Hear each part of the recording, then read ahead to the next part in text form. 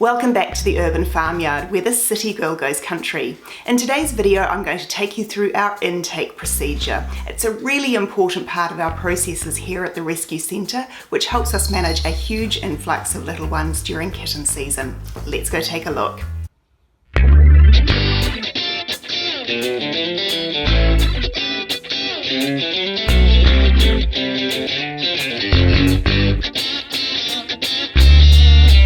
Hi guys, well, in the middle of kitten season we have a huge number of cats and kittens coming into us. Every few days a new one or a new group arrives. So just yesterday, for example, I brought 3 pregnant girls and 1 mum and 3 kittens back to my place.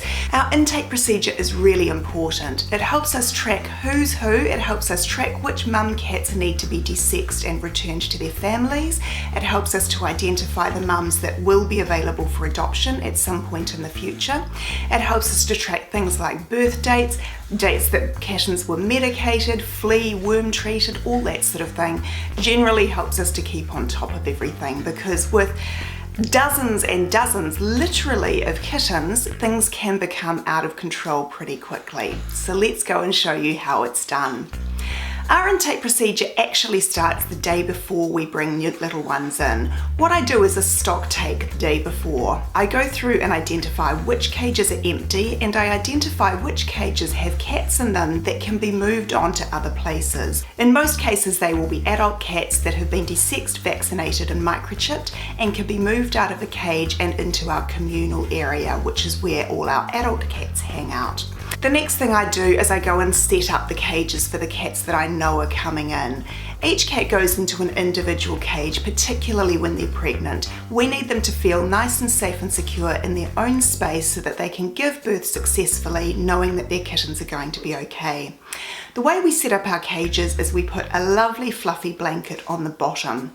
We then set them up with a nice fresh litter tray and food and water bowls. The food that we give them when we have expectant mums or new mums coming in is kitten food. Kitten food is really high in fat and is loaded with nutrients, and while mum herself isn't a kitten, it helps her to maintain her body weight while she's feeding her babies. So that's what goes in each cage. When the cats and kittens come into us, we transfer them into the cage really gently. Where possible, we try to encourage them to walk out of their carry cage and into their holding cage on their own.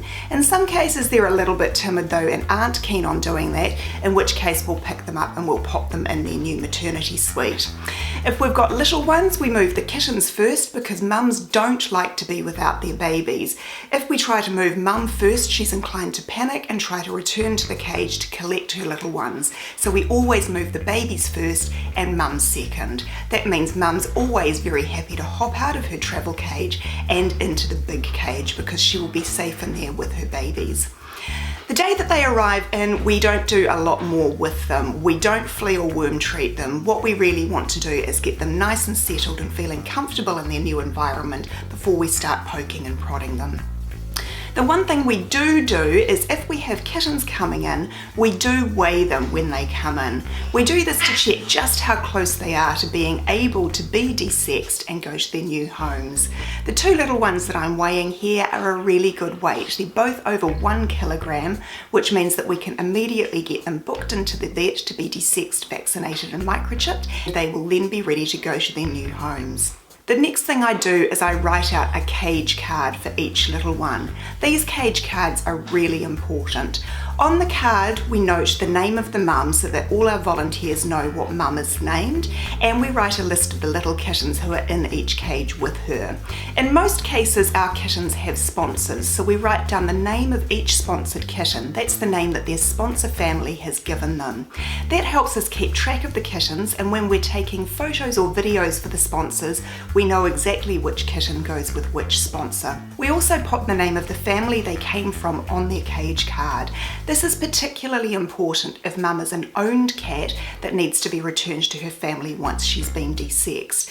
It becomes very easy to forget who goes with who if you don't write these things down on intake. The last thing we pop on the intake card is the date or the approximate date that the kittens were born. And again, this enables us to track roughly when the kittens will be big enough to be desexed, vaccinated and microchipped. That date's also really important because it helps us to track when we can start worming the kittens. Each group of kittens needs to be wormed from the time they're 2 weeks old, and we continue to worm them every 2 weeks until the point that they are weaned.